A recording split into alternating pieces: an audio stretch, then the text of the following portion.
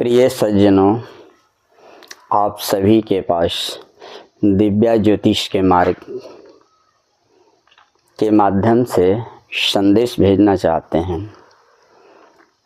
ये कथा सतयुग का है।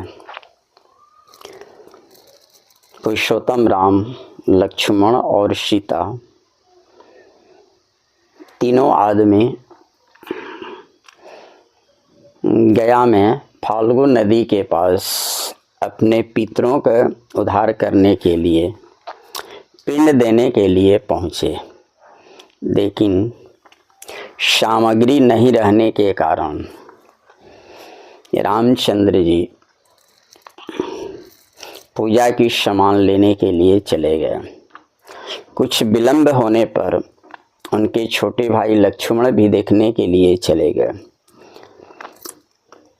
इससे बहुत समय विलंब होने लगा। अचानक उनके पूर्वज राजा दशरथ के रूप में सीता को बोले कि हे सीता, मुहूर्त निकलने जा रहा है। देखो यहीं पर ब्राह्मण हैं, साक्षी हैं। मुहूर्त निकल जाने के बाद पिंड देने से कोई फायदा नहीं है, इसलिए तुम अपने हाथ से पिंड दे करके अपने पूर्वजों का उद्धार करो। माता सीता सोचने लगी। अंत में उन्होंने ब्राह्मण से बोली कि हे ब्राह्मण, आप तैयारी करें, तब तक हमारे पुरुषोत्तम राम आ जाएंगे। नहीं आएंगे तो मैं पिंड दान दूँ। लेकिन फिर भी विलंबता होने के कारण अंत में उन्होंने 5 को साक्षी माना। पहले उन्होंने ब्राह्मण को साक्षी माना, दूसरा गाय को साक्षी माना, तीसरा जो है तुलसी जी को साक्षी, चौथा जो है फाल्गु नदी को, पांचवा जो है बट वृक्ष को सामने प्रदर्शित करके उन्होंने पिंडदान दिया। कुछ समय के बाद दोनों भाई आए। सीता ने यह सच्ची कहानी बताई और उन्होंने उनके सामने बोली कि यह 5 मेरे साक्षी हैं। सामने ब्राह्मण को बुलाए। जो ब्राह्मण दान स्वरूप पिंड दान कराए थे, उन्होंने मुंह मुकुर लिया कि हमने नहीं देखा है। इस कारण से सीता ने श्राप दी कि जाओ ब्राह्मण, तुम्हें लोभ संतोष नहीं होगा और गया के ब्राह्मण कितना हो मिलेगा वो दलित रहेंगे। दूसरा, उनके सामने गाय प्रस्तुत हुई। गाय से भी पूछा गया कि हे गौ माता, क्या पिंड दान देते हुए सीता को तुमने देखी है? गौ ने भी मुड़ी हिला दिया, जिसके चलते गौ को भी माँ सीता ने श्राप दी कि जाओ, तुम्हारा पीछे का भाग ही पूजनीय रहेगा। तीसरा, तुलसी माता को उन्होंने साक्षी है कि हे तुलसी माता, तुम कम से कम सत्य तो बता दो। तुलसी माता भी अपने झकोरे से नाश शब्द का उच्चारण की, जिसे तुलसी माता को भी उन्होंने श्राप दिया कि जाओ, तुम्हारी उत्पत्ति कूड़े में होगा, नालियों के पास होगा, जहाँ पर खराब जगह होगा, अच्छे जगह तुम्हारी उत्पत्ति नहीं होगा। चौथे में फाल्गु नदी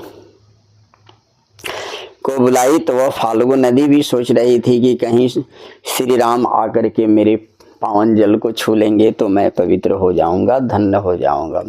इसलिए वो भी बोली कि नहीं स्वामी, मैंने भी पिंड दान देते हुए नहीं देखा है। अंत में फाल्गु नदी को श्राप दी कि जाओ, तुम्हारा जल सूखा रहेगा। अंत में फाल्गु नदी आकर के माता सीता की शरणों पकड़ करके बोली कि हे माता, हमारे यहाँ लाखों लाख श्रद्धालु आते हैं, उनको जल नहीं मिलेगा तो पिंडदान कैसे होगा? अंत में माता सीता को क्रोध शांत हुआ। तब वो बोली कि जाओ, 1.25 हाथ गड्ढा खोदने पर तुम्हारी जल अथाहों से भरा हुआ रहेगा, लेकिन सतयुग, द्वापर, त्रेता और कलयुग तक तुम्हारा फाल्गु नदी सूखा ही दिखाएगा। 5वां में वही बट वृक्ष के सामने सीता ने उनके जड़ को पकड़ करके रोने लगी। वह धर्म अधर्म की थी, इसलिए उन्होंने सत्य को अपनाया और बोला कि मैंने 4 लोग झूठ बोले हैं, लेकिन 5वां मैं झूठ नहीं बोलूँगी। मेरे सामने देखिए, इनके पूर्वज जो है उधार हो करके उधार उन्होंने तर्पण दी, और उस तर्पण के चलते सारे पितृ जो है मोक्ष को प्राप्त हो रहे हैं। उन्होंने बट वृक्ष दिया, तो माता सीता ने उनका नाम अक्षय बट वृक्ष रखा। जितने भी अपने पूर्वजों को उद्धार के लिए जाते हैं, माता ने बोली कि अंतिम में यदि अक्षय वट का पिंड दान नहीं दिया तो फल अधूरा हो जाएगा। इस तरह से आज भी गया पिंड में दर्शनार्थी देश विदेश के आते हैं और अपने पितरों का मोक्ष सभी जगह देते हुए अंत में अक्षयवर में जा कर के अपनी पितृलों को, विष्णु लोक को स्थान देते हैं। आप सभी से निवेदन है कि लाइक करें, शेयर करें और ओम नमः भगवते वासुदेवाय को 5 बार मंत्र का मनन करें, जिससे आप भी सुखी संपन्न रहेंगे और हमें भी सुन करके शांति मिलेगा। राधे राधे।